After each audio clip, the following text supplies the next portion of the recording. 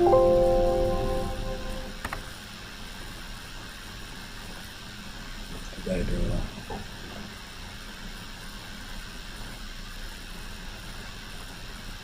Shouldn't be that big. Oh, not times, divided by.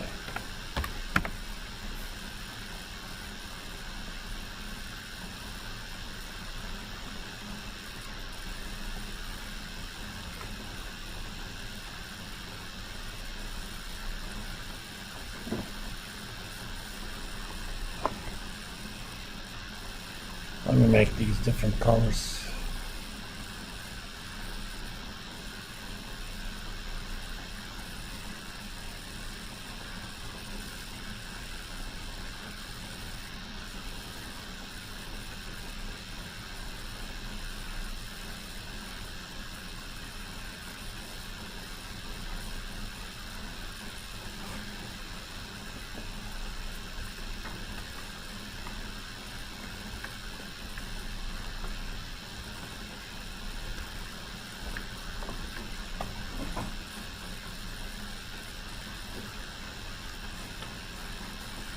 If you don't like my colors, you know what you're gonna do, right?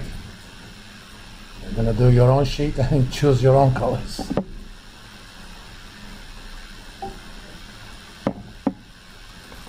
We'll do something about those.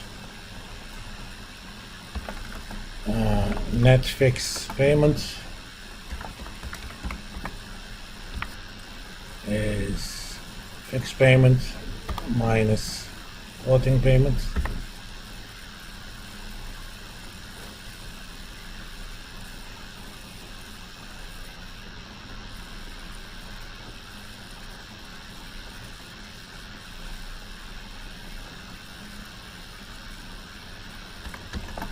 Present value of net fix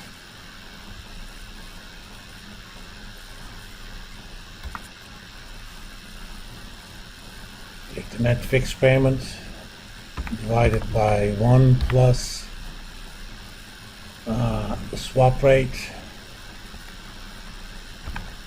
divided by 12 over months of payments. And this is fixed as well.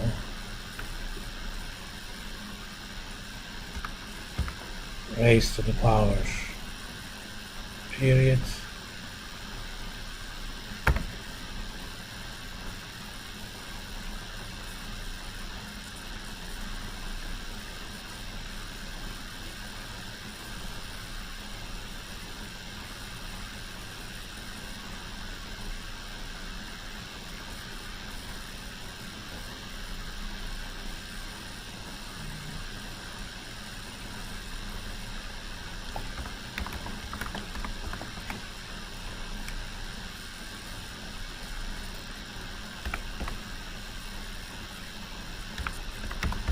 And let's add up the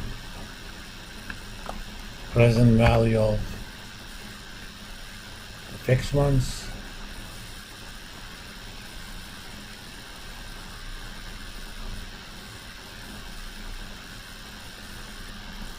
Okay. We haven't done anything about floating rates yet because those rates are going to happen in the future. You're probably thinking, I don't know what's going to happen in the future. You don't, but there's a futures market or forward contracts for those periods. For example, if you go to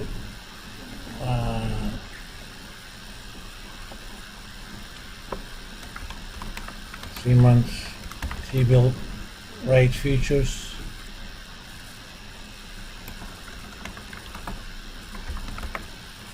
CME,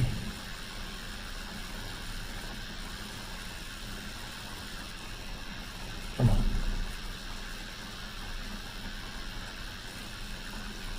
codes. All right, let's think about December. This is basically a bet on the, normally you should come up with what we call a forward curve, but a good precise way of doing that is something I would cover in a master's class. Here I'm going to kind of take the easy route and go with the rate implied by the futures contract. This is a contract on the 3-month T-bill rate. I think it's the third Wednesday of December. So I'm going to think of that as 3 months from now. And remember, the rates are 100 minus that price. So that's 540, right? So the first rate is going to be 5.40. In fact, the rest of these are inputs. So let's make it like that. Green.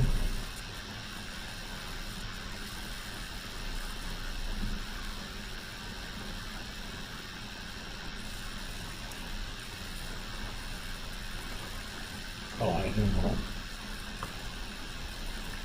to copy all the values.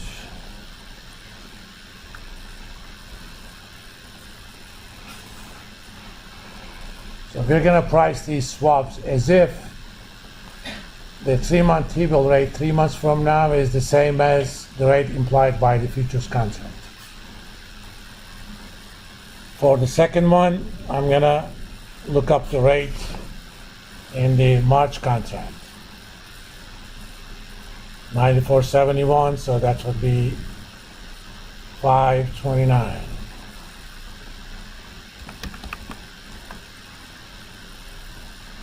Again, ideally, you would calculate your own forward curve, but I'm not going to do that in this class. Actually, in the derivatives class, we do that. That class is reserved for finance majors. Then June contract, 508.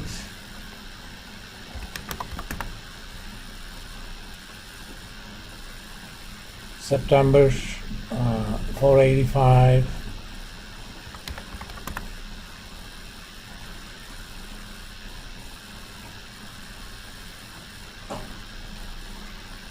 I don't have more than this.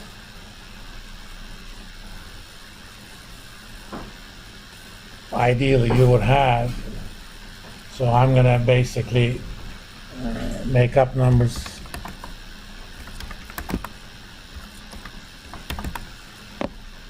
So that we can do it based on those inputs.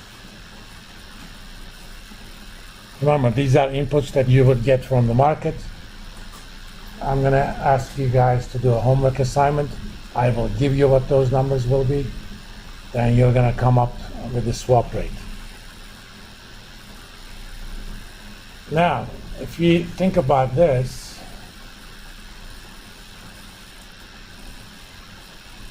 this is present value of net fixed payment, okay? And you calculate the present value using the swap rate. If the swap rate is indeed 5, who likes this better? The fixed rate payers or fixed rate receivers?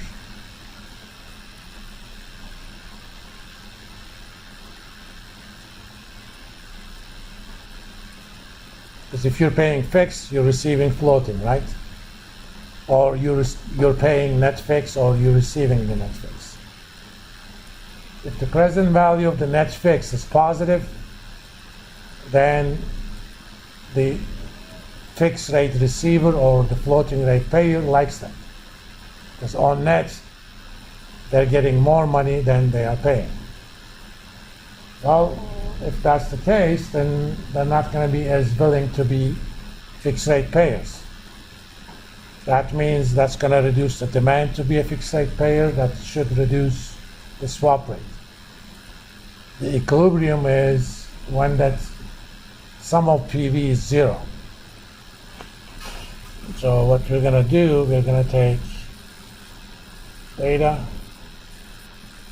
what if analysis, goal seek, make that net fix, sum of the net fix PV 0 by changing the swap rate.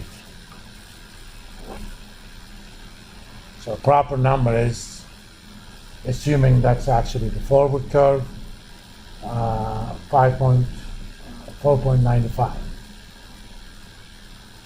Whenever you expect the interest rates to be lower in the future, swap rate is going to be much less than the current variable rate. If interest rates are to be going up, swap rate is going to be much higher than the current variable rate.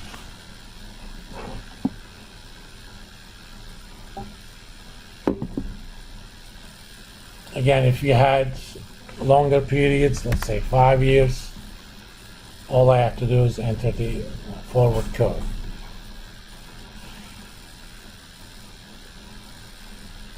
And let me make them all the same.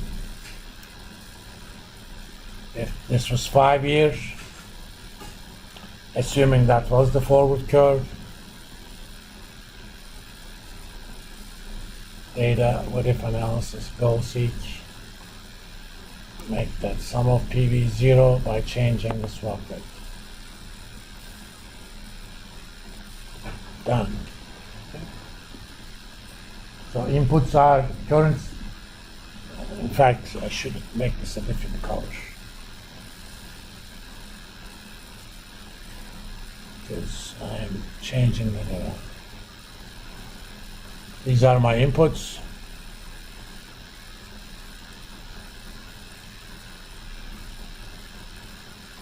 And these are my inputs.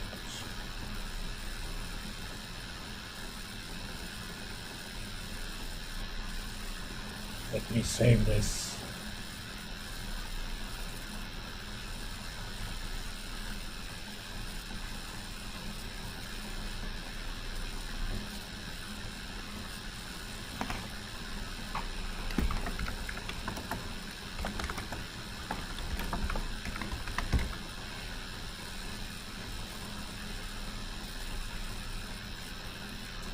All right. Kind of having some stomach issues, so let's stop here now.